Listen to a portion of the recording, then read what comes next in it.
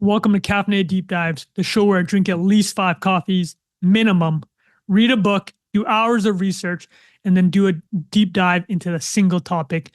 This week's topic is Calvin and Hobbes and its legendary creator, Bill Watterson. This episode was recorded in September 2023. I hope you enjoy. This isn't as hard to understand as people try to make it. By the end of 10 years, I said pretty much everything I'd come to say. It's always better to leave the party early. If I'd rolled along with the strip's popularity and repeated myself for another 5, 10, or 20 years, the people now grieving for Calvin and Hobbes would be cursing newspapers for running tedious, ancient strips like mine instead of acquiring fresher, livelier talent. And I would be agreeing with them. I think some of the reason Calvin and Hobbes still finds an audience today is because I chose not to run the wheels off of it. So that is Bill Watterson, the illustrator and author of, in my opinion, the greatest newspaper comic strip ever, Calvin and Hobbes. I'm holding it for the listeners that isn't watching this video, but should subscribe to the YouTube anyway to pump the algo. I'm holding the essential Calvin and Hobbes. So one of the 11 book collections that Bill Watterson has published with his publisher. They've sold 50 million of these. Not this book in particular, but all of his books. So that's pretty crazy. Very impressive. And so this is episode 4 of the podcast.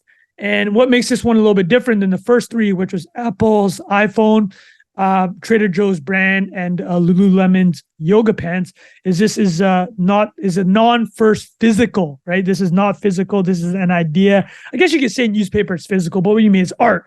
It's kind of like when you think about ideas, the creative side is now what we'll be exploring. And I think this is very interesting because Bill Watterson is a purist. We'll be talking about how he refused to license Calvin and Hobbes. So I know that if you're an artsy kind of person, you're going to appreciate Bill Watterson. But I kind of went through this cycle where I really appreciated the idea of him as an artist. But by the end of learning about him, which I did through a book called Looking for Calvin and Hobbes, which was written by Nevin Martell, who's a DC food writer. The book provides a lot of the quotes I got from Bill Watterson about his work. He's known as the comic industry's J.D. Salinger. J.D. Salinger was the author of Catcher in the Rye, and he disappeared basically off the face of the earth after Catcher in the Rye blew up. So in the same way, Bill Watterson is like, his last in-person presentation was in 1990 at Kenyon College, his alma mater. And he doesn't do very many interviews. He did Calvin and Hobbes from 1985 to 1995. Over that span, he did 3,160 strips, which is like 310 strips a year. So almost a daily cadence. And that's all he did in that 10-year period. And the beauty about him as a case study for this idea podcast is that this idea completely took him over. For that 10-year period, he did nothing else. And I think it burnt him out so much that he literally, like he said in that quote, he had nothing else to say. And for all intents and purposes, he's basically never drawn another Calvin and Hobbes strip. He's done a couple runs, but like completely moved on with his life. And it's been almost 30 years. And so between 27 and 37, only thing he ever did was Calvin and Hobbes. And then ever since then, for almost the next 30 years, barely touched it. It's a very interesting story. And let me first tell you about the success of Bill Watterson and Calvin and Hobbes, the comic. And then I'm going to tell you about kind of the thrust of this episode. And it's based on a quote from essayist Jed McKenna. So I'll talk about Jed in a second. Let me tell you about some of the numbers from Bill Watterson. So as mentioned, over 3,000 strips in 10 years, over 50 million books sold. So his collections. He actually has this is a weird marker, but the heaviest book ever on the New York Times bestseller list. It's like this full collection of Calvin and Hobbes. I don't own it. It would take me a lot of marriage capital for me to convince my wife to buy it. Like everything you see here on my bookshelf, like this is what I was able to negotiate in our home right now. It's like, the drill. Once you get married, the amount you can negotiate for your personal stuff, it gets smaller and smaller every day, especially if you have kids. So maybe after this podcast, if she's listening, we'll let her decide if I can get the heavy one. But I bought this one right here for my son. Calvin's 6 years old, the character. My son's in the ballpark of that age. There's actually some adulty stuff in Calvin and Hobbes, which I kind of forgot because I stopped reading it for maybe a decade plus. But whatever. My son, he's mature. He can figure it out.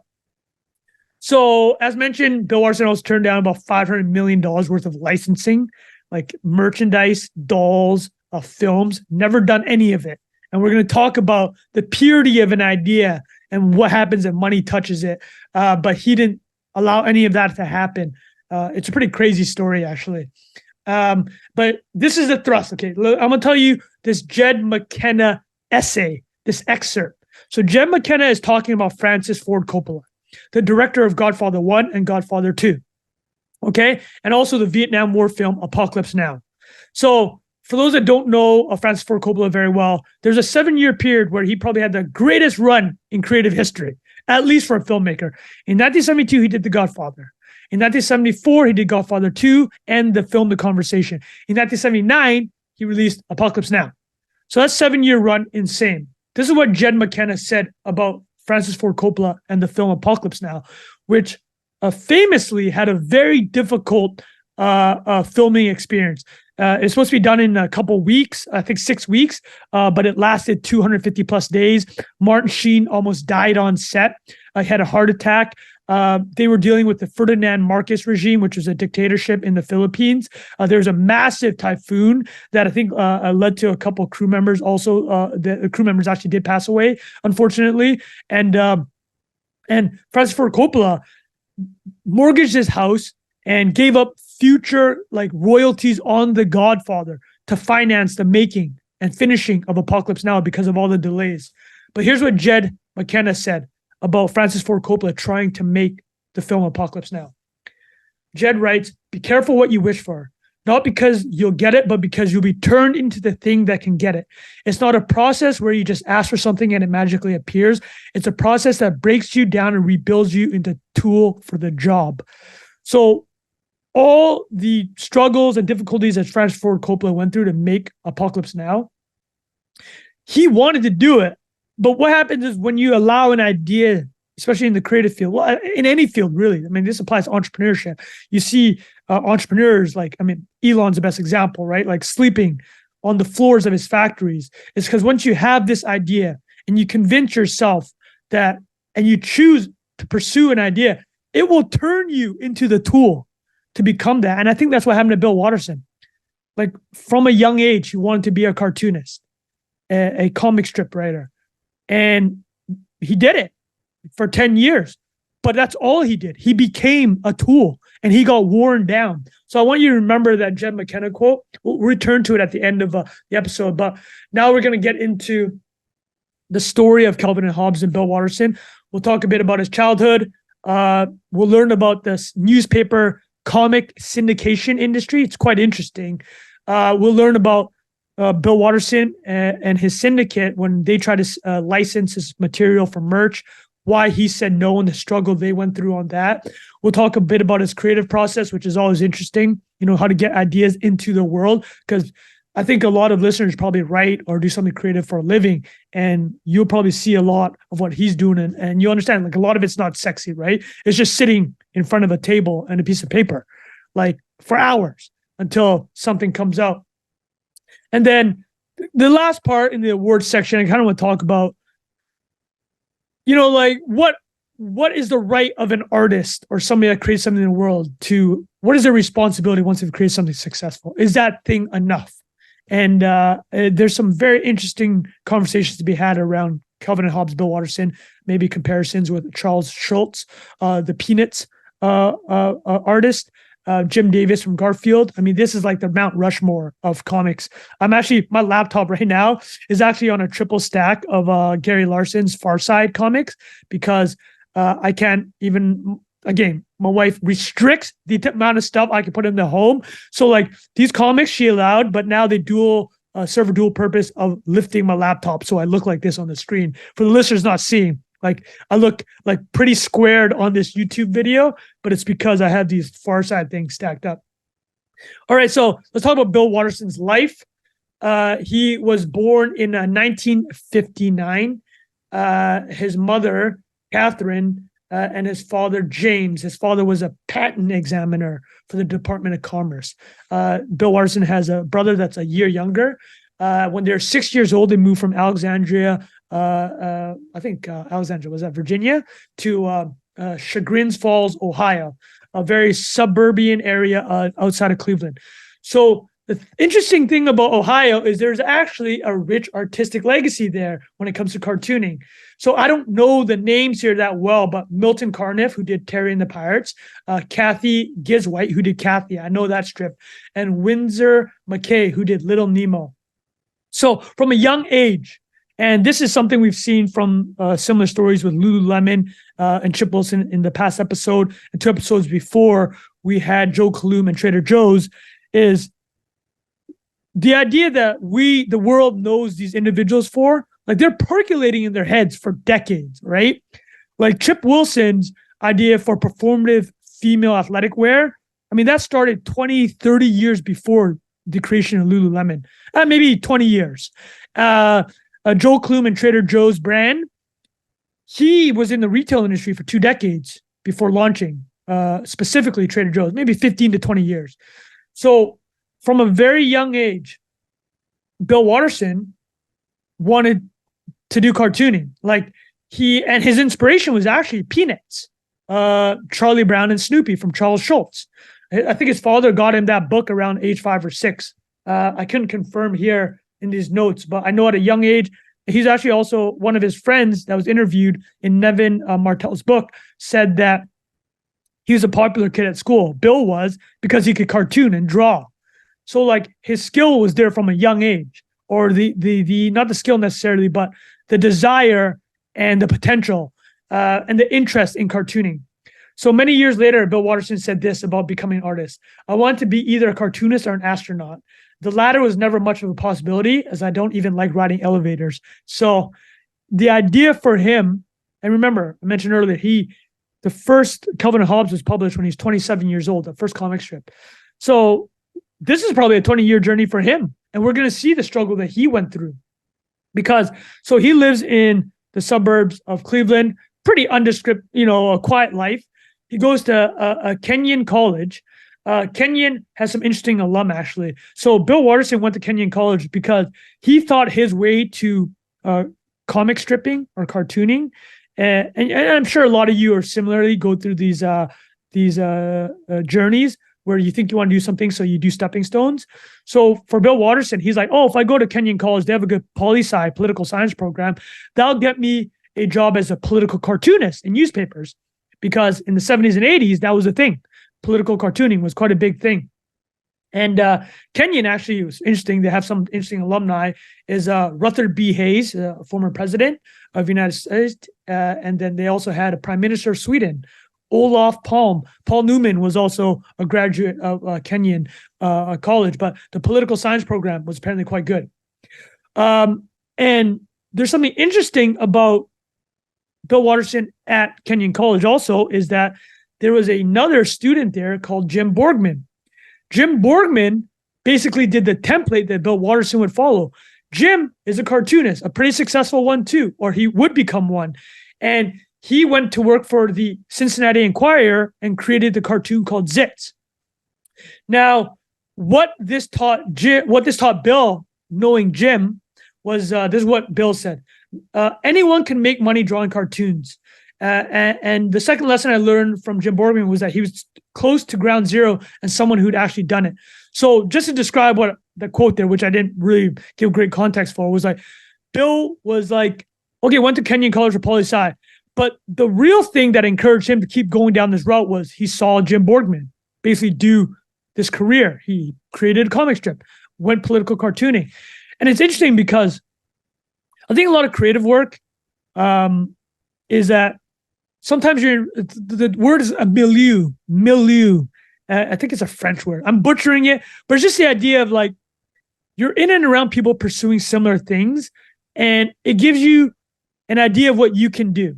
And as we mentioned with Jed McKenna's writing about Francis Ford Coppola, well, Francis Ford Coppola was part of a young director's crew. Like, he's friends with Martin Scorsese. He's friends with George Lucas. He's friends with Steven Spielberg. Like, these guys all came up together.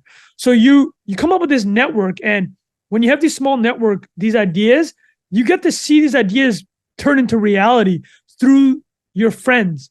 And that just encourages you more to do it, right? It's like Paris in the 1920s.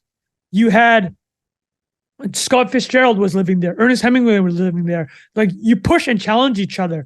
So I think in the creative industry, it's very common to see individuals sharing the similar milieu, right? Think about like West Coast hip hop, like a Death Row Records, Snoop, Tupac, Dre. You come up together, you watch people bring their ideas into reality, and you're like, oh, I can do that too. But again, as Jim McKenna's quote says, like, be careful what you make as your idols or inspiration, because you will become a tool for that. But like Bill Watterson saw Jim and like, oh, I can follow Jim Borgman's route. And this took him to that 10-year process of Calvin and Hobbes, where it just completely took him over. So Bill tried to follow the same route. He also got hired by a newspaper in Ohio. I think it's Cincinnati. It's called The Post. And he completely failed as a political cartoonist for a number of reasons. He says that, A, he knew nothing about local politics, which is what he's supposed to political cartoon about.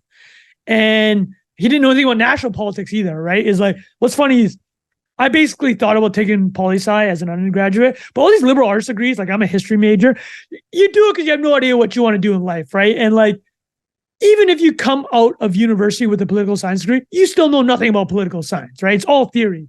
So he's thrust into this world where he's probably studying about Marx and capitalism and communism. And then they're asking him, hey, can you do cartoons about local politics in Cincinnati? He has no idea. So he gets fired by the Post. So Bill Watterson, remember, early 20s. He's 20 years-ish from when he was a child wanting to go into this political cartooning career. He clearly has skill, but he hasn't found the right outlet for it, but he doesn't give up. But this idea is still percolating in his mind. And he isn't able to put his full body into it because he hasn't aligned the money-making aspect, like providing for himself and his wife, and to make it the same as his labor. So after he gets fired from the Post, he does, I don't even know what this job is. He does layouts of ads for a weekly publication. All right, people, I'm dating myself so far. Like, this is the mid-'80s, which basically when I was born. We live in the internet age now. He's laying out ads in newspapers and magazines, it sounds like. But this is what he says about that job. He hated it. Which, listen, I can 100% relate to. My first job out of university was as a construction worker. I thought I was hot shit with a history degree from McGill University. It turns out nobody cares that I had a history degree from McGill, right? And nor should they. And I did zero career fairing or thinking about what I wanted to do after school. But I ended up doing construction for my first job was construction. Did it for a couple months. But I won't even say I hate that job. My job after construction was worse. I was a underwriter trainee for an insurance company.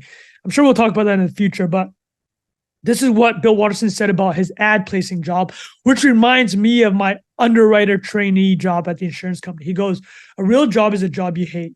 I designed car ads and grocery ads in the windowless basements of a convenience store, and I hated every single minute of the 4.5 million minutes I worked there. So sounds like he spent a couple of years there. But again, this idea that he wanted to bring to life, decades in the making, and I'm sure there's a lot of you that are listening, is like, there's something that you've been noodling on. Oh, I've wanted to do X. Oh, I've wanted to do Y. And it's just still sitting there. You just have to find an outlet where you can actually allow yourself to become the tool for that idea. And again, be careful what it is that you choose and want. And if it is truly what you choose and want, because the mind has a way of turning you into that tool. For example, I've turned myself into a tool for making really dumb memes on Twitter or X. And I think about it a lot, probably way more than I should.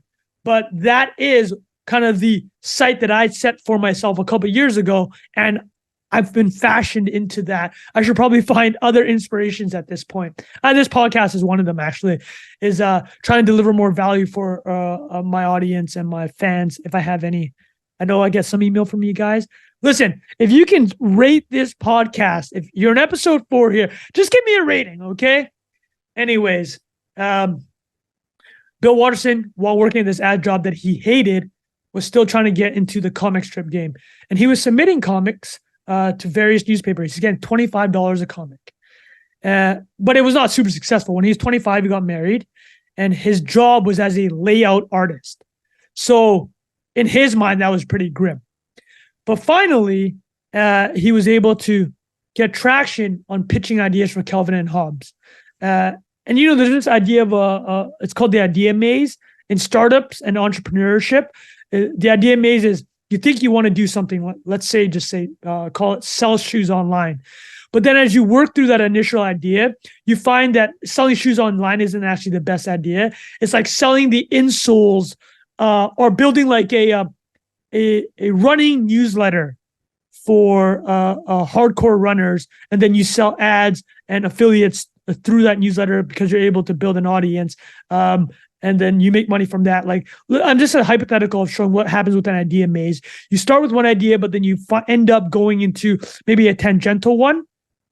Or I guess, big business pivots have done this, like Netflix going from like sending DVDs by mail to going full streaming. That's kind of like the idea maze.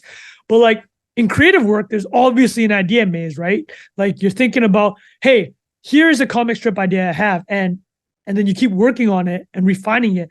So Bill was pitching various ideas. Like he was pitching a comic strip about a reporter and his editor. That didn't go anywhere. He pitched a comic strip about some critters, like a family of critters. That didn't go anywhere. He started circling what would become Calvin and Hobbes. It was like the name of this a cartoon that he did was called Mucus and Fester. And one of the characters was a stuffed doll. For people that don't know Calvin and Hobbes very well, it's about 6-year-old Calvin, this rambunctious, like really independent-minded child, and his toy doll, which is a tiger. But the conceit, and we'll talk about it, is that the doll to him is real, but his parents and his friends and his teachers don't think that this doll is real. It's actually a really genius idea that allows Bill Watterson to explore some of the comic strips that he pitched, right? These creature worlds. He pitched an idea for a space man called, in Calvin and Hobbes, it turns into Spaceman Spiff. So the name of Calvin and Hobbes, so let's just say he went through the idea maze and ended up with Calvin and Hobbes. What's interesting is that he was rejected so often, but Bill Watterson said this about the rejections. I'm honestly grateful that all my early strip submissions were flatly rejected. This was not a case of a syndicate editor failing to recognize latent genius. My strips had serious flaws, so I'm very lucky I didn't get stuck trying to make one of them fly. So in this idea of ideas and how they come to life, like this reminds me of actually the very first podcast of the series, the iPhone. If you haven't listened to the episode, when Steve Jobs and Apple were developing the iPhone, they went through a full idea maze. And they're kind of similar to what Bill Watterson said here with his initial pitches. They just weren't the right thing. You had to work through them. The initial iPhone, or Steve Jobs set out 2 teams to create an iPhone. One team was just taking the iPod with like that circular wheel and turning that into a phone. And then the other team was taking multi-touch screen technology, which is what we know today. And that team went off and created what ultimately got commercialized as the iPhone. And that was kind of like the idea maze for the iPhone. So Bill Watterson's going through his idea maze and ended up with Calvin and Hobbes, this 6-year-old, really independently minded kid, and his doll, the tiger. So the name Calvin and Hobbes, so Calvin is supposed to refer to the 16th century Protestant theologian. I don't know if you're familiar with the Protestant ethic, is what Calvin had written. It's about, I'm not going to get into it. Well, I'm actually going to do an episode about the Protestant ethic, but it's about how Protestantism and capitalism are very closely intertwined. And then Hobbes, the tiger doll, is a reference, obviously, to the philosopher who said life is nasty, brutish, and short. But it turns out that Calvin was actually just a coincidence, the name. But Hobbes actually was meant to be a reference to the philosopher. But something interesting, and this is more on the creative side of just creativity, writing, filmmaking, I guess any type of artistry. When Bill Watterson said that his editor said there's a lot of problems with his strips, it probably said there wasn't enough personality or it feels forced. Because have to remember the medium of a comic strip, right? It's 3 panels. Think about a newspaper. You get that one page, and there's maybe 5 to 10 comic strips on that page, and that is a zero-sum game. If you get into the comic funny pages in the 70s, 80s, and 90s, obviously internet has completely changed that. It's very difficult to get in, and if you're a superstar there, it's very difficult to be dislodged. So it's like we're going to talk about that industry in a bit, but here's what Bill Watterson said about character writing. He said he knew that a successful strip meant that the characters had to write themselves. And Calvin's actually not based on Bill. What he says is that Calvin is based on things that Bill thinks about. So Calvin talks about space, science, horror movies, art critiques, cars. These are things that Bill is interested in, but Calvin's reactions to them are not Bill at all. Inspiration for Hobbes is kind of actually like Snoopy from the Peanuts comic book. So Charlie Brown has some parallels to Calvin, which Bill Watterson admittedly says he borrows that template. He loves Charles Schulz, actually, Bill Watterson. And actually, the collection I'm holding up here, the Essential Calvin and Hobbes, the back of it has a quote from, the forward is from Charles Schulz. Charles Schulz actually gives a pretty lukewarm embrace of the work, but maybe, I don't know if this is a comic book or comic strip thing, but this is what Charles Schulz wrote about Bill Watterson on the forward for this collection. Calvin and Hobbes contains hilarious pictures that cannot be duplicated in any other medium. In short, it is fun to look at, and this is what makes Bill's work such an admirable success. That sounds pretty lukewarm to me, but Charles is the biggest hitter. He's probably the GOAT comic book guy. Like, it sounds like to me, he sounds like he's the Jordan and like Bill Watterson's the LeBron. But having said that, the characters that are very similar in Calvin and Hobbes, the most similar is the dad. So Bill Watterson says that any of the comic strips where his dad talks about building character, whether that means Calvin's outside freezing or he's tired from homework, that's actually very similar to Bill Watterson's father. And then Hobbes, in addition to some similarities to Tigger from Winnie the Pooh, but also some similarities to Snoopy. Snoopy brought the surreal aspect to Peanuts, but Bill Watterson didn't want too surreal of an aspect in the sense of like Snoopy is pretty goofy. The last thing I'll say about Calvin versus Charlie Brown is, man, Charlie Brown is like the most depressed, like anxious kid ever. Calvin is not like that. He's like I'm having a Red Bull right now. Calvin seems like perma Red Bull. And then I mentioned it earlier, but part of this comic strip that made it quite successful was the idea that Calvin saw Hobbes as real, whereas everybody else saw it as a doll. So it's actually quite trippy in reading the comic, but it allows for a lot of creative freedom. And like my son is obsessed with like the fake science fiction-y parts of Calvin. So like there's a strip where Calvin pretends to turn into a giant and like stomp on cars and terrorize a village.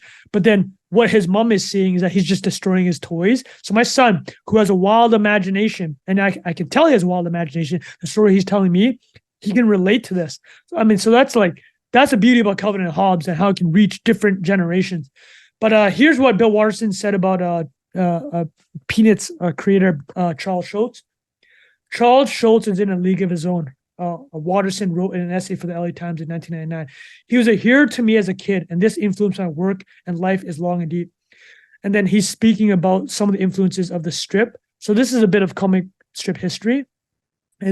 Charles Schulz gave up virtually all the cinematic devices that create visual drama. There are no fancy perspectives, no interesting croppings, and no shadows and lighting, no 3D modeling, and few props and few settings. Each of the strips is distilled to its barest essence, and it's about the characters. So Bill Watterson, for anybody that's a fan of Calvin and Hobbes, great at character building. Like the characters feel alive. And when he says it writes itself, like I feel like I know Calvin and like how he'll react to a situation. So now we're going to talk about the syndication process and return to an idea of actually from the first podcast. When we were talking about the iPhone, Steve Jobs and Sir Jony Ive, the design chief at Apple, they have this quote that I love so much, and it was kind of the inspiration for this entire podcast. They say ideas are fragile. If you tell somebody an idea about anything, it could be anything, it could be a book, a business, that person, say it's your brother, your wife, or your friend, there's a million reasons they can tell you that it will fail. And most of us default to cynicism, and they will tell you why it will fail. Seriously, go and tell somebody about a business idea right now, or after you listen to this podcast, just text them. It's like, hey, I'm thinking about doing an online shop selling sandals. Like, let's go back to the sandal example. They will probably, the gut instinct will be, the response will be something to this line from your friend or your significant other or your family member. They're going to say something nice like, oh, interesting idea. But are you sure like there aren't a lot online already? Like, is that like a profitable idea? It sounds like there's a lot of people already doing that. Like people's initial instinct is just to shit on ideas. Granted, a lot of ideas are shit and should be shit on, but that's why ideas are fragile. And the syndication process is interesting and during this period because, you know, in the 80s, 90s, media has so many gatekeepers, right? Whether it was newspapers, because newspapers have a local monopoly because they have literally print the newspaper and have the vans driving the newspapers to the homes, right? They control the distribution. Or in Hollywood, it's the studios that control there's a bottleneck. They're the gatekeepers because if you want people to see something, they're going to go to theaters. Well, who has a relationship with the theaters and who can create that 2-hour film that the theaters will want? Obviously, internet age has completely changed all that. But it's interesting because you still need editors in the internet age. There's so many people, so you need curators now, right? But in the syndication process, for those who don't understand, syndicates are these organizations that match basically comic writers and illustrators with newspapers. You know, thousands of newspapers in the world. I think Calvin and Hobbes at his peak was syndicating over 2,500 newspapers. So the syndicate matches the comic book to the newspaper and gets them printed, and that's a relationship. But there's editors in syndicates, and you know, editors have their role. Like I've worked with editors, like they are people that kind of nurture these ideas, because sometimes the creator of an idea, they're so focused on creating an idea, they don't actually know how to take it to market, right? They can't sell, and they need someone that can understand that ideas are fragile. I mean, this is like Steve Jobs is known as an editor. He was like not an actual technician or engineer himself, but he could nurture ideas, edit them, and take them to market, protect them until they're ready. So I'll give you a bit of idea about the syndication process. And remember, ideas are very fragile, and you'll see how hard it is to get ideas into something like a newspaper. So in the 1980s, a single newspaper might get 5,000 submissions a year to get on the funny pages. And remember, the funny pages is one page, maybe 10 strips. That is like minimum real estate. And the guys that do well, guys like Jim Davis for Garfield, Charles Schultz for Peanuts, Gary Larson for Far Side, Scott Adams for Dilbert, they hold down those sections. So maybe half of that page is available to even break into. Now, if you're a comic strip writer and you're trying to get in, this is the process. It's a very low paying job. So you remember, and Bill Watterson, while he's working the ad job, he's submitting comics for $25 a pop. Like, it's not a lot of money. So let's say you get a syndicate deal though. And remember, syndicates say no to most people. So Nevin Martell, who wrote the book that I'm referencing, said that one syndicate editor told him most of the submissions are shit. So let's say you're going through the process. You send it to the syndicate, you sign an artist development deal, and you might get paid a little bit for 1 month of strips. So if you get 1 month of strips, which, mind you, it might take you years to even get the syndicate to ask you to do 1 month of strips. Let's say that works out and that the newspapers, you get some traction. So here's the economics. This is from the book, Looking for Calvin and Hobbes. When cartoonists are just starting out, they get a minuscule guarantee from the syndicate of probably only a few $100s a week. After the syndicate breaks even on that guarantee, breaks even, ensuing profits are split 50-50 between the artist and the syndicate. Cartoonists on the low end make 25 grand or less a year. So Nevin Martell's book was written in 2009. Let's say inflation adjusted. You might make 50 grand a year. I mean, this is like, you were talking 2023 now. The comic book industry is like basically toast, right? Outside of the big boys, like I mentioned, Jim Davis, Garfield, Gary Larson, The Far Side, Charles Schultz, who passed away in early 2000, but Peanuts is still going. So a lot of syndicates turned down Bill Watterson. The editors just didn't see it. And mind you, what Bill said earlier, he doesn't even fault them. It's like United, which was a syndicate that owned Peanuts and Garfield, turned down Calvin and Hobbes. And this is what Bill Watterson has said about United. I'm not interested in slamming United. Keep in mind, at the time, it was the only syndicate that had expressed any interest in my work. I remain grateful for the early attention. So he learned the pain of doing so. He has actually said one of the lessons, it took him 5 years of submitting comics to finally get in with a syndicate called Universal Press. He said what he learned from that period. And I think this is something that many of you listeners can relate to. If you actually truly are meant to pursue an idea and it won't let you go, you're going to be doing the idea regardless of the money. It's like cliche of like, would you do it with or without the money? But this was literally what Bill Watterson was doing. So not only did he want to be a cartoon comic artist from 5, 6, 7 years old and pursued it for 20 years until he really truly broke through. That idea, he would do it for free, and he did. So going back to this Jed McKenna idea of your notion of you becoming a tool once you commit to an idea.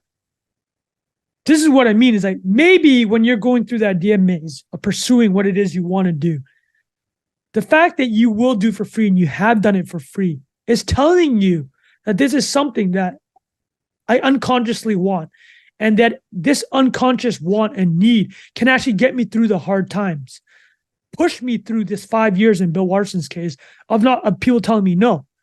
And even though you are talented, and the fact is being talented isn't enough, right? You need to sell. You need to be the right place, right time. There's a lot of luck involved in life.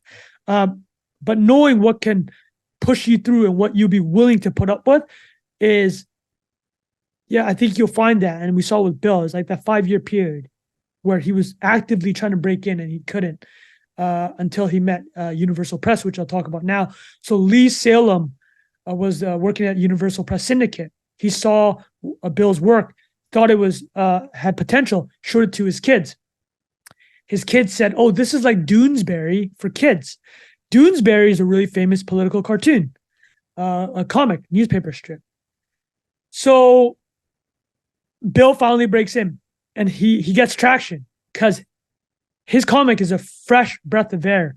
Remember, he said these comics write themselves, and he's got an endless source of content because he's just expressing his interest through Calvin. And then he gets to do the is Hobbes real or is Hobbes not real shtick. He gets to play on the family component. It's Calvin and his two parents. He gets to play on all these sci-fi elements because remember, Calvin has a wild imagination and Bill's an extremely good artist. So he's drawing these dinosaur worlds, these space sci-fi action scenes. Great comic. So pretty soon he breaks in, and the idea of I mentioned earlier of how now Bill's turned into a tool to bring Calvin and Hobbes into the world, and he truly is, because him and his wife moved to Hudson, Ohio, from which is a very small town. They moved there in 1986. So about a year into him finally breaking into the comic strip industry. So he's gotten to about 900 newspapers now via the Universal Press Syndicate. And he has to move himself because he doesn't want distractions. And for the next 10 years, he spends basically 15 hours a day thinking, drawing Calvin and Hobbes. His wife, his partner, builds a life around him to allow him to do this. And I mean, there's parts of this story which are pretty sad in the sense of like, Bill becomes very recluse. He is so artistically minded, hates the idea of licensing so much, cares so much about the purity of the art that he kind of has falling outs with other people in the comic book industry or the newspaper comic industry, the cartooning industry, because he's seeing them license stuff. And he gives us like this really, I call it acerbic. I don't know if that acerbic, like acidic speech. I think this is separate from his Kenyon College alumni speech that we talked about, commencement. He did that in 1990, so about 5 years in his career, early 30s at the time. But he gives another speech where he just slams other comic book, comic strip writers for taking the money, and like kind of alienates himself from the community. And I'll talk about it now, actually, the creative process that he goes through and why Bill Watterson. I think this will split people. You'll see perhaps a bit of yourself in him if you're in the creative field. You'll be like, oh, I love the art. I love the craft of whatever pursuit you're doing. And there's some people being like, well, you have to be more flexible, right? It can't just be about the craft. It has to be about the selling. And there's the livelihood of making money. So this is like, the note I have here is called creative process, but I'm going to talk through some ideas that I wrote down. So Bill Watterson, at a commencement speech in 1990, and this is what he said about drawing comic strips. He said that when you start doing it for the money, as in the licensing aspect of your IP for dolls, for merchandise, for pens, what happens is it starts bringing too many cooks in the kitchen. So it takes away from the purity of the art, right? If you're licensing stuff, you are by nature being influenced by the people that want certain merchandise. So you might draw a comic character that could sell well as a doll. So what I didn't mention actually earlier as part of Bill Watterson's idea maze was that one of the syndicates that he had pitched had asked him to actually create something called Robot Man. He was given a chance to do cartooning, but they said the purpose they wanted Robot Man is they wanted to sell Robot Man toys. And Bill's like, no, I'm not doing that. That's no longer for the art. I'm not drawing a Robot Man so you can sell toys. So he actually turned down an opportunity because of this purity. So that's why he's kind of against the money aspect. And we're going to get more into that. But here's a bit about his creative process. He says, getting ideas is the painful part. The drawing is the fun part. He said it would take him 3 to 6 hours to get an idea and then three to 6 hours to draw it. And so that's about 12 hours right there, right? And this is every day essentially for 10 years. He did take some sabbaticals, which we'll talk about. This is part of his argument with the licensing deals with his syndicate. But he said that the idea acquisition part, so he read a ton of newspapers, read a ton of magazines every day, was a difficult part. And I've actually, Rick Rubin, the super producer, has a great podcast. So Rick Rubin has produced the entire gamut of music artists. He's done Run DMC. He's done Johnny Cash. He's done Adele. Like every one of the greatest producers ever. But his podcast is great. He has a podcast episode with John Mayer, and him and John Mayer discuss something very interesting, actually. So John Mayer says that he'll be in the studio with his friends jamming, and then they might hit on an idea. And when they realize that there's a seed of an idea there, John Mayer describes it. It's like kind of put in your sweatpants, go into a dark room and work for the next 72 hours. This kind of sounds like what Bill Watterson's describing. It's like you're trying to find the idea, but once you find it, he describes the drawing part as the fun part. I kind of see similar. When I'm writing an article or a story and I finally realize the contours of what it is I want to write, my body gets turned into a tool to create that thing. So I think that's kind of what's happening with Bill here. It's like he'll spend 3 to 6 hours getting a good idea, and then his body and mind is going to be turned into a tool to create that output. So a bit more in his content process. He says, I spent hours in my room just leafing through magazines and newspapers looking for a good analogy. Then I play around with it. Sometimes it's very difficult. Sometimes it comes naturally. He says, Bill says, I don't just want to illustrate a situation. Anyone can do that. I want to make a definitive statement in a fair and humorous way. I think that's my best cartoons. That's how they're achieved. And you have to remember, this comic strip stuff, like by hand, right? And it's all he was doing. There's no Photoshop. There's no email. He's submitting this to the syndicate editors by mail. And if there needs to be an edit created, they're saying, oh, you can't say XYZ. They have to call him and he has to redraw the whole thing. So this is what I mean when it's taking like 15 to 18 hours a day. Like that first 12 hours doesn't even count the submitting of it. So important part of his wife is an important part of this process. So shout out to Bill Watterson's wife. She's the first person to see these things and she gives him feedback. And this is a very good quote about Bill Watterson. So he'll go through this process, work 12-hour days. Sometimes he'll throw ideas away. There is no shortcut to bringing ideas in this world. You have to go through the idea maze. You have to put in the work. Bill said sometimes it'll come slowly, sometimes it'll just come quickly. But the whole point is you have to put in the work. And this is what he says. There are no shortcuts. This is his quote. The quality of the strip is determined by the quantity of ideas in the wastebasket. So he's just going through ideas, tossing out the bad ones. Every day, grinding through this idea maze. And even just getting that initial idea of Calvin and Hobbes, you got to throw out a lot of bad ideas. So I'm going to say that quote again. The quality of a strip is determined by the quantity of ideas in the wastebasket. And what's interesting is one of his friends, or somebody in the industry, said this about Bill Watterson. He always underestimated his talents, and he was never entirely convinced that he was good.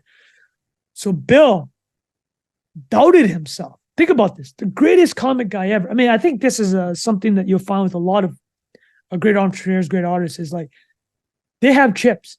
There's always that inkling that they're not good enough. And this is what pushes Bill to work 15 hours a day. And, maybe that's not for everyone, but that's what pushed him to get to where he got. And another interesting thing that he wrote about is that he did not like being up against deadlines. He said that a deadline, if you're up against a deadline, there's no quality control. And I used to write for the Hustle newsletter, which is about 2 million readers, tech and business. It was 5 days a week. I wrote that almost by myself. I had editors, did great work, but like for about a year, I wrote that. And mind you, Bill did this for 10 years without internet, right? Couldn't email just people, couldn't just edit in a Google Doc. But that 1 year I did, I remember that feeling of being up on deadline. And he's right. It's like, if you're writing against a deadline, there's two facts. It's like it pushes you to get it done, but the quality can also be lost.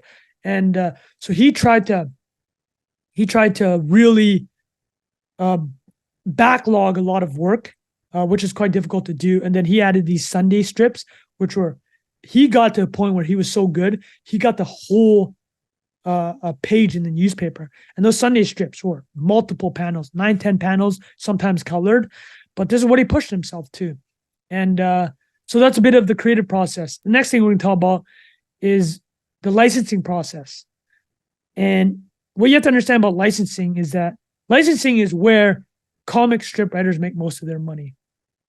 So what's interesting about the late 80s, the mid 80s, when Bill Watterson was coming up, was if you went on the Forbes list of the highest paid entertainers and media people, two of those people in the late 80s and through the 90s, and probably still today, to be honest, was Charles Schulz from Peanuts and Jim Davis from Garfield. Because these two license their products like crazy. Do you remember Snoopy, the balloon, the MetLife balloon for all these big football games? Garfield has done merchandise licensing for everything. Pens, kitchen magnets, refrigerator magnets, calendars, toys, pillows, blankets. Garfield does $750 million a year in licensed materials. And they're able to do that because Jim Davis was reaching up to 250 million people a day with his comic strip. Charles Schulz was making personally, the Peanuts merch was doing $1 billion a year. He was making about 50 mil. Jim Davis was making about 50 mil from Garfield merchandise. So the main revenue streams for the top artists is a licensing. So they get about 5 to 10% of the wholesale. The other two streams, which is much less of their pies, is you get fees from the newspapers for being in you get a comic strip fee for being in the newspapers, and then you split royalties on the books. Like, again, I'm holding up this collection of the essential Calvin and Hobbes, but there's collections for all these artists, right? It's like I used to have all the Garfields. You get 50-50 split, but that's not where the moneymaker is. Licensing is where the money is made. So we're talking Garfield doing $750 million a year in Garfield merch. Peanuts doing $1 billion a year in Snoopy, Charlie Brown merch. This isn't even mentioned the other types of media, television and film. So licensing was so lucrative. And the interesting thing about Jim Davis and Garfield is 3 years into Garfield comic stripping, he created something called Paul's Inc. just for licensing. So Bill Watterson had this opportunity. Calvin and Hobbes got that big. Lifetime has sold 50 million books, was in 2,500 newspaper. He refused to license for anything. The only thing that ever got licensed was a 18-month calendar. And this is for, I believe, 1988, 1989. So Universal Press, the syndicate that worked with Bill Watterson, they actually owned the rights to Calvin and Hobbes. But the problem, and this is this thing about ideas, if you have a great idea and it's expressed through you and it is you, and remember, Calvin and Hobbes is Bill Watterson. Calvin thinks about the stuff that Bill thinks about. The cartooning skill is Bill's skill to draw, the quality that he draws. Because not all comic books are like this. Some comic books can be replaced by other people if the author leaves or passes away. And this has happened a lot. But Bill Watterson, Calvin, when we said earlier that Calvin writes itself, it's because Bill understands that character.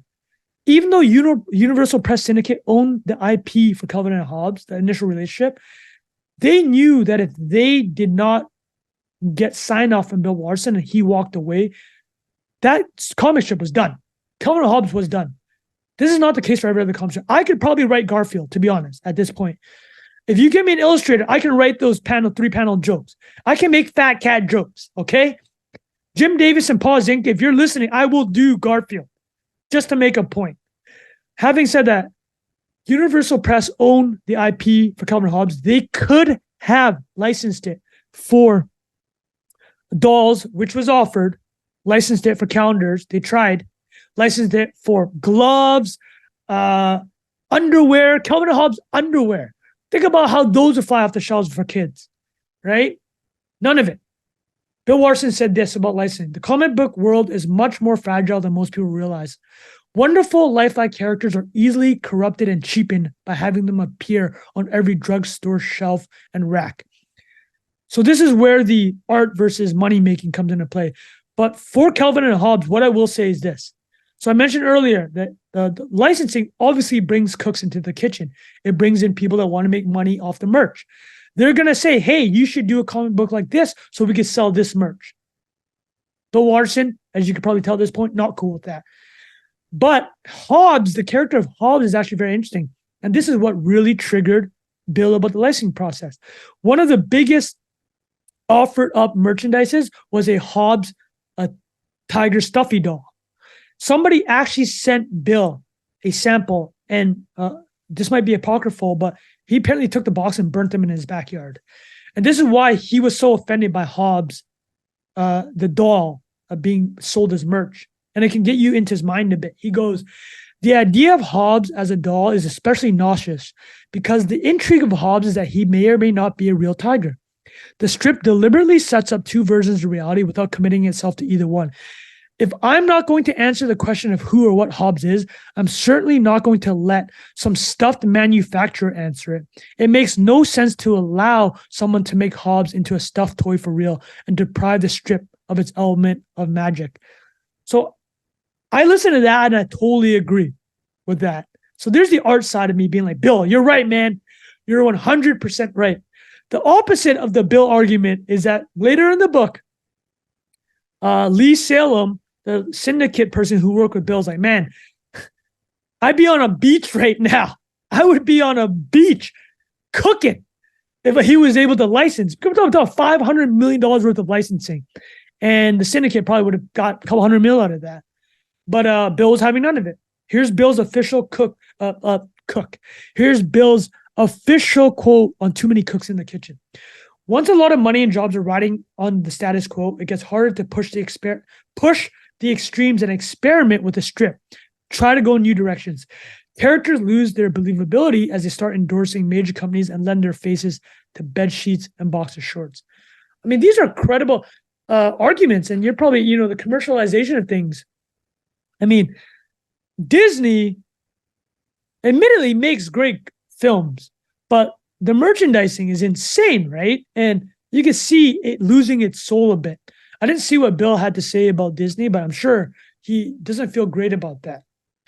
So speaking about Disney, or speaking of films, Steven Spielberg and George Lucas both reached out to Bill Watterson. Bill Watterson was invited to George Lucas's Skywalker Ranch. Didn't go. When he was offered to speak to Steven Spielberg, Bill Watterson said this: "Why would I want to talk to Steven Spielberg? I make comic strips. I don't do movies." This is the J.D. Salinger reputation for Bill Watterson, right? Like this recluse author. And it kind of builds his legend, but a part of me is kind of sad. It's like, man, you're doing some great stuff. Think about all these other awesome avenues you should have gone. Maybe that's not what he wanted. Clearly, it wasn't what he's wanted. We'll discuss it later in this podcast in the awards section. Maybe people just want what they want. You know, when they say the heart just wants what the heart wants, Bill Watterson's heart, which was crafted to become a tool for this idea of Calvin and Hobbes, that Jen McKenna idea. That's not what he wanted. He wanted to just draw. So the licensing battle came to a head in 1991. So this is 6 years into the relationship with Universal Press Syndicate and Bill Watterson. They wanted to license stuff. For 6 years, Bill was actually mentioning these artistic arguments in the comic strip itself. Like there are comic strips of Calvin and Hobbes talking about the value of art. Should it be desecrated with commercialism? People were kind of understanding. A lot of fans were understanding that this was like a subtweet towards Universal Press Syndicate. In 1991, 6 years basically of arguing about whether to license anything, merch, Universal Press Syndicate just folded. They're like, oh, Bill owns this IP. This is what's crazy. They own the IP, but Bill actually did. Because without Bill, there is no Calvin and Hobbes. They gave him back the ownership of Calvin and Hobbes, the intellectual property. Crazy. Think about that. They owned it. This thing's worth $500 million in merch. But they knew that Bill Watterson, without him, there was no Calvin and Hobbes. They gave it back to him. And not only did they give it back to him, he had so much negotiating leverage. He negotiated for 2 sabbaticals. He's like, you guys will keep getting these strips in newspapers, but I also want to take 2 sabbaticals, 9-month-long sabbaticals. Literally just took 9 months off, twice, between 1991 and 1995 when he did his last strip. And what's crazy is that this is what Nevin Martell, the author of the book I'm referencing, said about sabbaticals. To put this into perspective, most cartoonists don't ever get to take a vacation from the readers. If they want to take time off, they have to draw enough strips in advance to cover the absence so that readers will always have a new strip every day. Artists don't just put their strips in reruns for a couple of weeks every August so they can sit on a beach somewhere. They always had to be producing. The absolute exceptions were the best of the best. Gary Trudeau for Doonesbury, Gary Larson for The Far Side, or in this case, Bill Watterson for Calvin and Hobbes. And I think this goes back. I want to keep talking about the Jed quote. You become a tool for the idea. The world crafts you into the tool for what you wanted. Bill Watterson was getting so burnt out. He had so become the tool for this idea, the vessel for this idea, that for him, he needed the sabbaticals. His wife, Melissa, during this time, were living in Santa Fe. And that's just what they were doing. They took time off. So the first sabbatical was actually in 1990. Later one, I think, is 1994. But around this time, Universal Press Syndicate, you, as a listener, you can probably also tell, Bill Watterson's just a different cat. He marches to his own beat.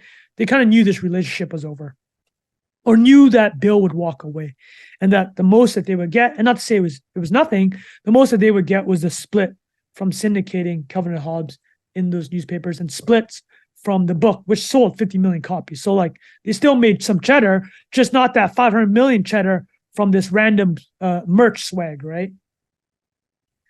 So before we get to the award sections, let me talk a bit about the theme I wanted to talk about was the Jed McKenna.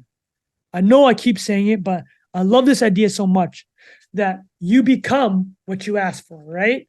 So let me re-quote what I said that Jed McKenna wrote about Francis Ford Coppola. Be careful what you wish for, not because you'll get it, but because you'll be turned into the thing that can get it. It's not a process where you ask for something and it magically appears. It's a process that breaks you down and rebuilds you into the right tool for the job. Let me continue, actually. I didn't even mention this part from Jed's essay. I mentioned the peculiar inability of some artists to understand their own creations at the highest levels at which they can be interpreted, which applies to Orwell, Coppola, Shakespeare, and many others. It's weird about the co-creative partnership that art can transcend the artist. The creation is the point, not the creator. Sometimes we're just a partner and sometimes we're just a tool.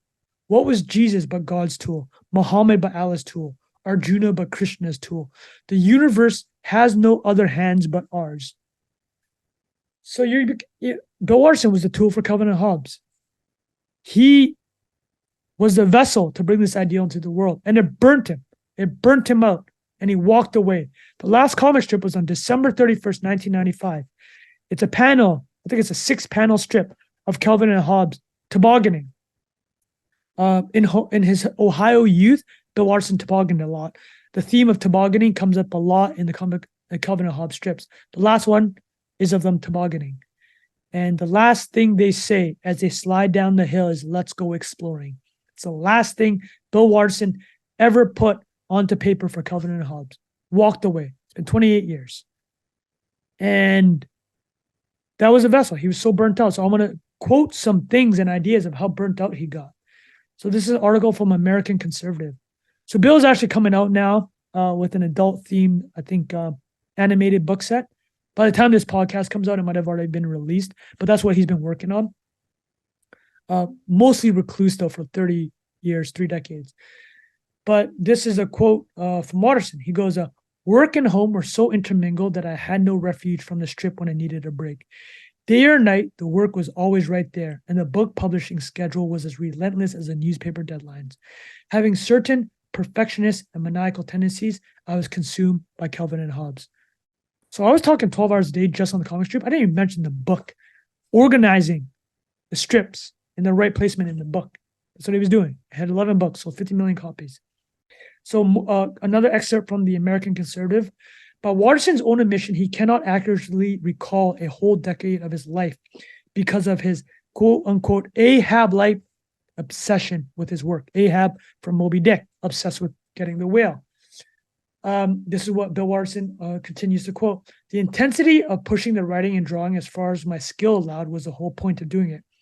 I eliminated pretty much everything from my life that wasn't the strip. My approach was probably too crazy to sustain for a lifetime, but it let me draw the exact strip that I wanted while it lasted." So that's crazy, right? Just think about that. It's like he became the tool for Calvin and Hobbes, and he burnt himself. Let's call it, how far do you want to take this analogy? He was a, I don't know, sculpt. It was the nail. What is that thing you do with the nail? You know, those images, you got the hammer and you hit the Sharpie thing into the rock. You're sculpting the rock. People, who's a sculptor? The Sharpie thing into the rock. You know what I'm talking about? Yeah, so he made that dull, right? Or it's like a chef with a knife. He dulled the knife. He was a tool. He took it so far. He broke the tool. He was the tool and he broke it himself. So that's where we are. That's the wildest, or one of my favorite, I wouldn't call it wildest. It's just an amazing example, case study of that Jed McKenna idea that people become we become vessels. We become the tool. The world shapes us into the tool that we believe as an idea that we want to create, right? So be careful what it is you aspire to. Be careful what it is that you choose as your life's work or your heroes, because you will be shaped into that tool. And I think that's the last thing I'll say about that before we get into the award section. All right, people. the award section of Calvin and Hobbes by Bill Watterson. So for the listeners, the award section is a straight ripoff from the Rewatchables podcast from The Ringer, Bill Simmons' company. They just kind of give random awards. I've copied some of their awards and I've added a couple of my own. So the first award I want to give out is for Apex Mountain. The idea of what part of the Calvin and Hobbes story, Bill Watterson bringing the idea of Calvin and Hobbes to real life. What was the apex from that story and that's been reached? I say it's the comic book, newspaper comics is the apex. So when Bill Watterson retired in 1995, Gary Larson's The Far Side also ended. So did Burke Breathard's Outland. And also by the late 90s, early 2000s, the internet comes, a newspaper industry gets destroyed, the newspaper comics kind of ended. The golden age, as described by Nevin Martel, the author of the book I'm referencing. So I'd say that's a peak. And there's a great quote here from Mike Peters, the co-creator or the creator of the Mother Goose and Grimm. He has this is what he says about Bill Watterson. And Bill Watterson obviously was part of this golden age, and some might say he was the peak. Some argue that Calvin and Hobbes is the best of the best. So here's what Mike Peters says about Bill Watterson. After watching Jack Nicklaus, not Nicholson, not the Hollywood playboy that just piping like crazy. We're talking about Jack Nicklaus, golf legend, the Golden Bear. So let me restart the Mike Peters quote again. After watching Jack Nicklaus win the 1965 Masters, Bobby Jones said, "Nicklaus played a game with which I am not familiar." Jones meant that Nicklaus playing was so good that he was playing a different game. And that's what Watterson was doing. Calvin and Hobbes was so deep, funny, and true. And it hit with so many of us who haven't left our childhoods. So Apex Mountain is newspaper comic strips. It was never as good again. What aged badly? So I tweeted about Calvin and Hobbes a couple months ago. And Emmett Shear, who was co-founder of Twitch, I believe, he had a very good reply to my tweet. I was talking about how Bill Watterson is such a pure artist. He wouldn't license his material, wouldn't make a film. But Emmett brought up the point that, well, here's the negative of that. The next generation aren't really finding out about Calvin and Hobbes. Like, granted, I'm buying Calvin and Hobbes for my son, but that's not the best distribution channel to find him. Like, unfortunately, a lot of kids now, well, not unfortunately, I say unfortunately in the sense of I don't think the quality is as good, but my son discovered media properties from YouTube, right? Like Blippi, Cocomelon. If you're a parent and you hear those words, you're probably getting PTSD right now. But those are the media properties and the IP that kids learn about because it's through YouTube or through Netflix for a Peppa Pig. By refusing to license and keeping Calvin and Hobbes in the medium of the comic strip only, not doing film, not doing shorts, the next generation may be deprived from what is one of the best.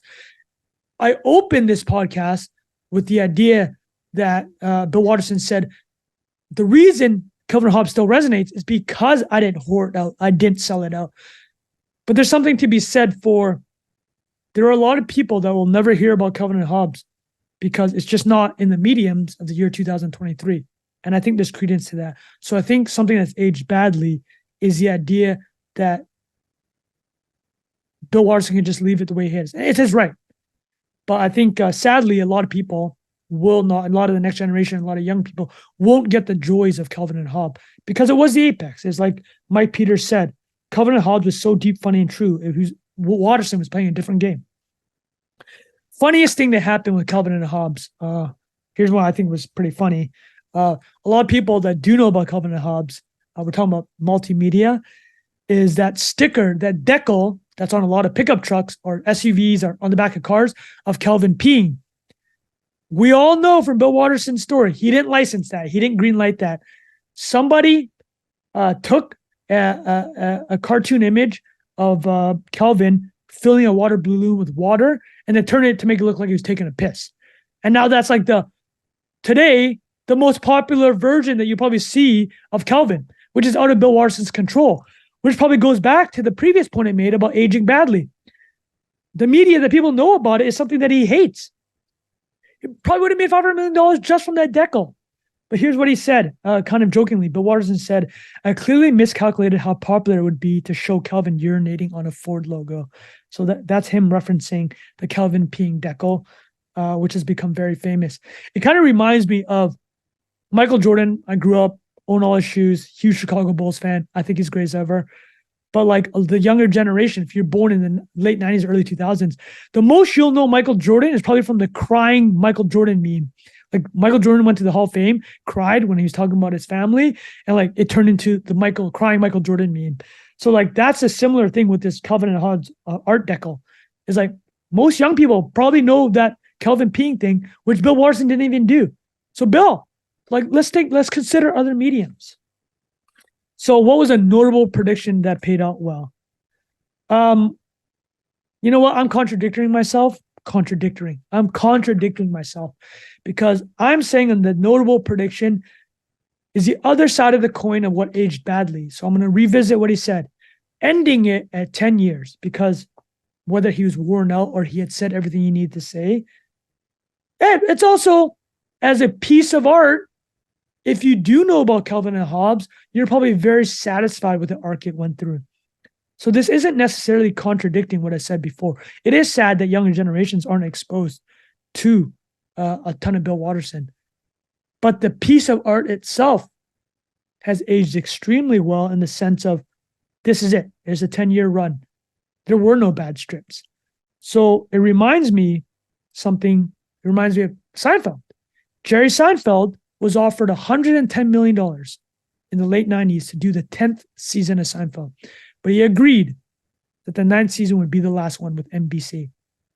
Larry David, as co-creator, had left after I believe the 6th season. So Seinfeld did seasons 7, 8, and 9, at least 8, 9 by himself. He actually also mentioned that he was completely burnt out by doing that. But here's what Jerry Seinfeld said about ending the show at 9 seasons and not doing 10. The love affair between the people that were making the show and the audience was so intense. It was so white hot. I had to respect that. And I could not get to the point where it starts to age and wither. And it doesn't take long for something to age and wither. For example, you could see a comedian 1 hour and 10 minutes and you'll love him. So the comedian has an hour and 10 minute show. But at an hour and 30 minutes, so 20 minutes longer, you start thinking, I wish this guy would be done. The extra 20 minutes leaves you feeling the comedy set totally different. It's a small amount of too much that can negatively influence your perception. Too much cake, this first slice, delicious. I had another half slice, not so great. Too much of anything will change your perception. So Bill Watterson and Seinfeld were both influenced and both fans of the Beatles, who ran for 9 years. So there is something to be said about creating this body of art. Quentin Tarantino is the same. He's done it 10 movies. He wants to make 10 films. It's the idea of, historically, this is Quentin's view. He's like, every director, their filmography is what defines them, their body of work. He only wanted hitters. He wanted in 100 years people to look back and be like, wow, Quentin Tarantino only did hitters. So I guess for this award of notable predictions, which feels contradictory to what I said about age badly, I don't think it is. Listen, it's my podcast. It's my word section. I can do whatever I want. But I think Bill Watterson may be capping it at 10 years, saying I've said all I had to say. Maybe in 100 years or 200 years, if you care about those things, the entire body of work will actually stand the test of time. And maybe now this knee-jerk reaction I'm having of, they're not appealing to the TikTok generation, it'll be moot. We'll see. We'll see in 100 years. With advances in health technology, we'll all be here. We'll all see it, hopefully. So what is the biggest what if? For me, it's the film. This is similar to the last two topics. Can you make a film? So this is what Bill Watterson said about making Calvin and Hobbes the film. He thought that Calvin and Hobbes was meant for the medium of comic strips. It's like those 3 panels. That's Calvin and Hobbes. Later in life, he might have come around a bit, because this is what he said. long after. He said, "For all my admiration of the art, I really can't decide if I ever want to see Calvin and Hobbes animated. I know I'd enjoy working with the visual opportunities animations offer, but you change the world you've created when you change the medium in which it is presented. Another more personal reservation I have is that animation by necessity is a team sport, and the fewer people with input in my work, the better I like it." Later in the same interview, Watterson said, "I'm reserving judgment on animation." So maybe he will. But, he turned down Spielberg, turned down Lucas. What's interesting is one of the biggest fans, or a very big fan of Calvin and Hobbes, is Brad Bird. Brad Bird is a Pixar director of Ratatouille and The Incredibles. This is what Brad Bird said about Bill Watterson.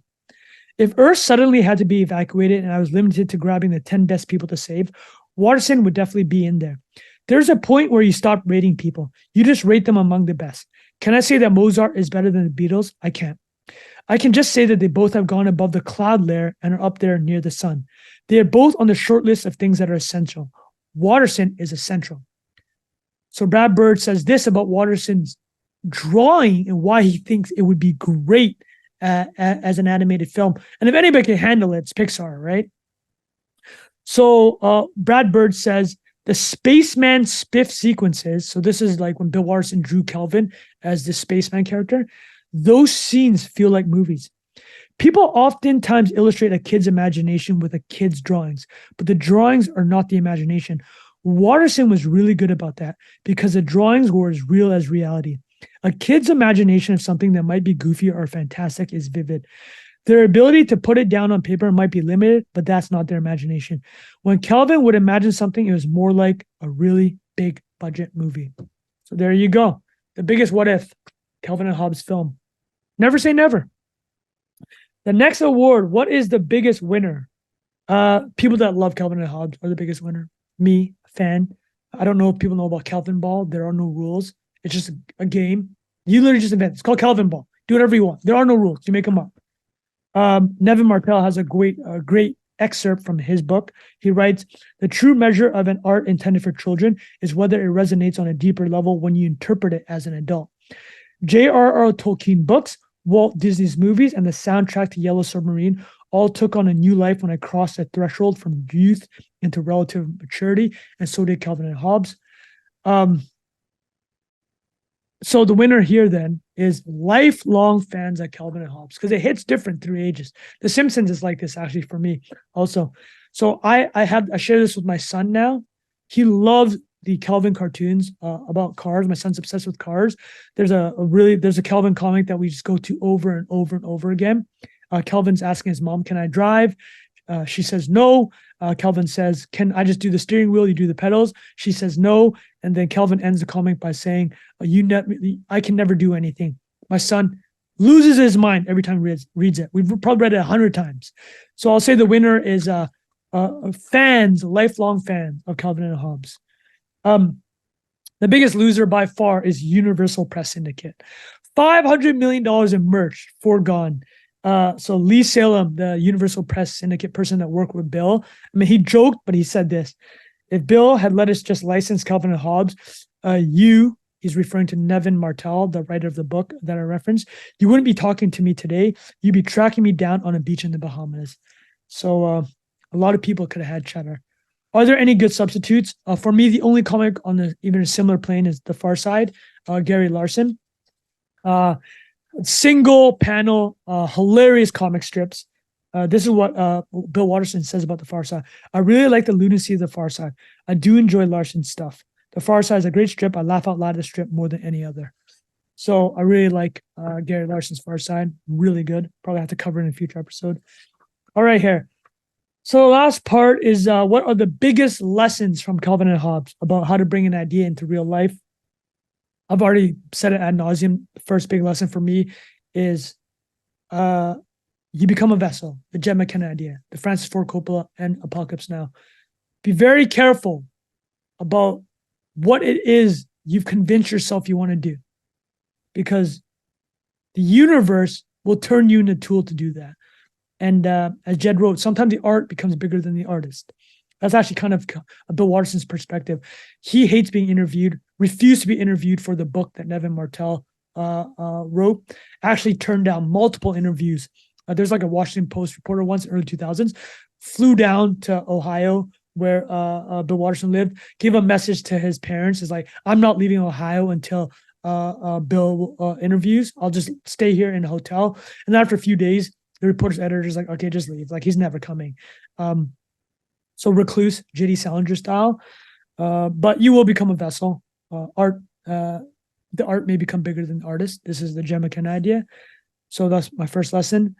The second lesson is the idea of shutting it down. It's like what Jerry Seinfeld said. Some ideas run their course. Jerry Seinfeld ended after 9 years, the show Seinfeld. Bill Watterson ended Calvin and Hobbes after 10 years, never touched it again. He didn't let it live on in some zombie form with a team of comic strip writers drawing it and just using his IP. He didn't allow that. That's kind of what's happening with Star Wars since it's been sold to Disney. Some of the projects are decent, kind of, but most of it's kind of shit. I like The Mandalorian. They canceled that. Anyways, some things need to end, right? And not everything needs to be milked. On a related note, though, is the last lesson I'll say is the idea of art for art's sake. And my takeaway is this: just do you. If you want to do licensing, go ahead, do licensing, right? If you want to quote unquote ruin the sanctity of your art because you want to bring money into it, that's your right. And I think Bill Watterson goes pretty hard at people that do that, but I think it's unfair because everybody should just be able to express their own taste. And you don't have to be the hoity. I mean, you can be the hoity-toity, oh, I'm all about the art guy, but I don't think that either one's right or wrong. That's what I say about expressing ideas. Just do what feels right to you. If you are okay with having money in the game, sure, do you. I'm not going to judge you. If you're Bill Watterson's view, do you? And like, here's what Charles Schultz, who wrote the foreword to the comic book collection I showed you, the Calvin and Hobbes one, he also had thoughts, though, about Watterson's hatred of licensing and Watterson's criticism about licensing. So this is from a LA Book Review article I read for this podcast. This is what Schultz said. One day, one company wanted to make these little rubber dolls of Peanuts characters. Well, what was wrong with that? Those were cute. And I suppose Bill Watterson came along later with his stand against licensing, which is really ridiculous. But I don't know Bill. I'm sure his life is different than mine. And he didn't have 5 kids to support and a lot of other things like that. So, you know, the contra, so this is my personal perspective, the contra to Bill Watterson's perspective is, yeah, like guys like Jim Davis with Garfield and Charles Schultz with Peanuts, they were supporting a lot of people with their work. So like that's the contra to Calvin and Hobbes. Like I joked about Lee Salem, the Universal Press Syndicate guy, saying like you'd find me an island. It's the same deal, right? It's like Bill Watterson could have made a lot of people's lives. And I'm not critiquing him for that, but I don't think it's necessarily fair for him to critique people that did do that. This is what Charles Schultz said about cartooning. Cartooning is what I've always wanted to do with my life. And he's criticizing Bill Watterson taking sabbaticals. He's saying taking time off would be unfair to newspapers, to the syndicate, and the syndicate salespeople. So Charles Schultz never took big time off, not like these 2 9-month chunks that Bill Watterson took. So those are, opposite perspectives. I think both have credence. Jim Davis, I didn't quote him here, but Jim Davis also said that even though he has this licensing empire, he created Paws Inc. for Garfield. He's like, the Garfield was the art for me. He's like, it still came first. And he said that actually creating a lot of merchandise actually informed my creation or some of the comic strips. So there's back and forth. Those are the big lessons. And yeah, that's my episode on Calvin and Hobbes. I love it. Episode 4. The next episode I'm doing is about La Sagrada Familia, Antoni Gaudi, the great architect, sculptor, artist. But I'm doing that because it's very similar to Calvin and Hobbes in the sense that Gaudi became a tool for the Sagrada Familia. He had decided that's what he wanted to do. He spent 40 years doing it until his tragic death. I'll be talking more about that next episode, but I wanted to tease it. And again, I love doing this. Episode 4 is down. We've done iPhone, Trader Joe's brand, Lululemon, yoga pants, and Calvin and Hobbes, a comic strip. I'm very online. I don't mind selling. So I'm going to ask, like, if you've enjoyed any of these episodes, please share, drop them in your Slacks, drop them in your WhatsApps, leave me a review. Give me a 1-star review. I don't care. Actually, I do care. But if it's deserved, then sure, I'll take it. But leave me a review, share it. And thank you so much for supporting this podcast. I'm really enjoying doing it. And we got a lot more bangers coming. Trung out.